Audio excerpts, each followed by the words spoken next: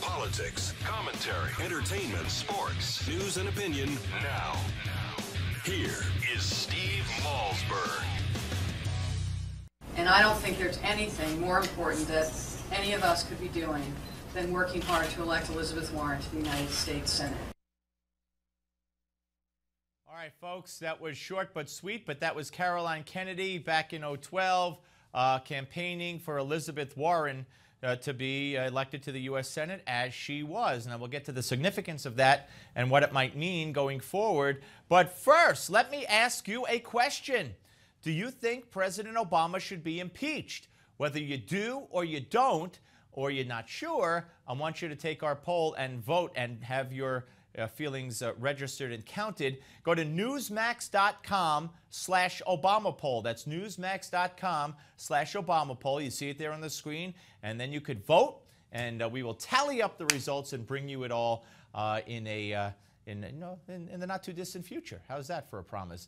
So go do that, and we would appreciate it. And I hope you enjoy registering your feelings. Joining us now is a man who always enjoys registering his feelings in all of his bestsellers. Ed Klein, legendary journalist and author of the New York Times bestseller Blood Feud, The Clintons versus the Obamas. Hello, sir. Hello, Steve.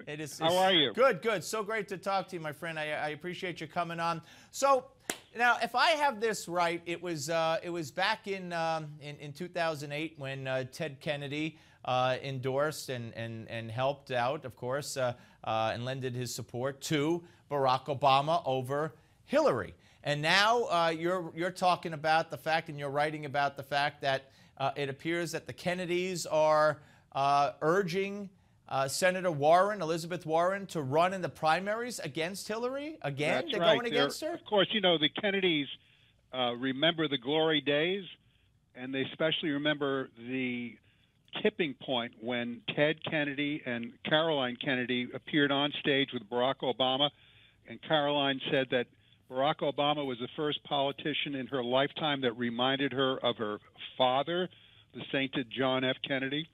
Well, the Kennedys have invited Elizabeth Warren to their Hyannisport compound and have urged her, at least some of the Kennedys have, Ethel Kennedy, the matriarch of the family, Joe Kennedy Jr., her oldest son, are enthusiastic about the idea of Elizabeth Warren challenging Hillary in the primaries. Well, you also talk about the fact that they're kind of holding auditions at the Kennedy compound, that they've also invited Hillary. Is that true? Hillary and Bill were both invited. They cut short their vacation in the Hamptons, where the dead broke Clintons are renting a huge, expensive house for the summer among the literati in East Hampton, and they flew to Barnstable Airport, which is near Hyannisport, and then the Secret Service took them to Ethel's home on the compound, where there was a big tent set up for the Clintons. They were given a buffet lunch and then a sail on Ted Kennedy's old schooner, the Maya. And the Clintons, were auditioned, and then a week later, Elizabeth Warren was invited for the same lunch at the compound, and she was auditioned. And the Kennedy family is trying to figure out who they're going to back. Many of them love Elizabeth Warren because they remind them of Ted Kennedy's full-throated liberalism, which they absolutely adore. I do not doubt what you said. I just find it.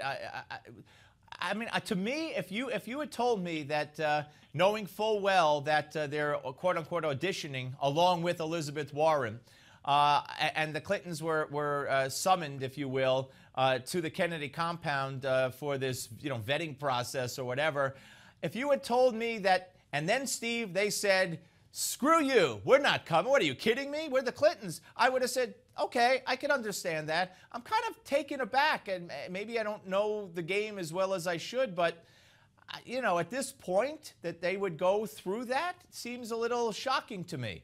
The Clintons have spent 6 long years, Steve, ever since the Kennedys backed Obama instead of Hillary. The Clintons have spent the last 6 years wooing the Kennedys. They've done everything they can for Bobby Kennedy's conservationist programs. They've been in touch with the Kennedys. They've sent them congratulations on their birthdays. They've invited them to their homes. They are wooing the Kennedys because they don't want to happen to them what happened to them in 2008. Now, this is not my opinion, Steve. No. This is based on several interviews with both people inside the Kennedy family and the Clinton family. And the Kennedy backing is valuable today, even in the absence of a Ted Kennedy or any Kennedy who is significantly on the political scene, nationally speaking. Why? Is it financial? Good question. Is it as powerful as it was? In my view, no. Since Ted Kennedy's death, there's really no great Kennedy figure. There is, of course, one person, Bobby Jr.'s son is in the Congress, but the Kennedys still look upon themselves as the standard bearers and torch bearers of the liberal wing of the party. And they think that their endorsement, plus using the Kennedy compound and the John F. Kennedy Library for fundraisers, is still a powerful magnet.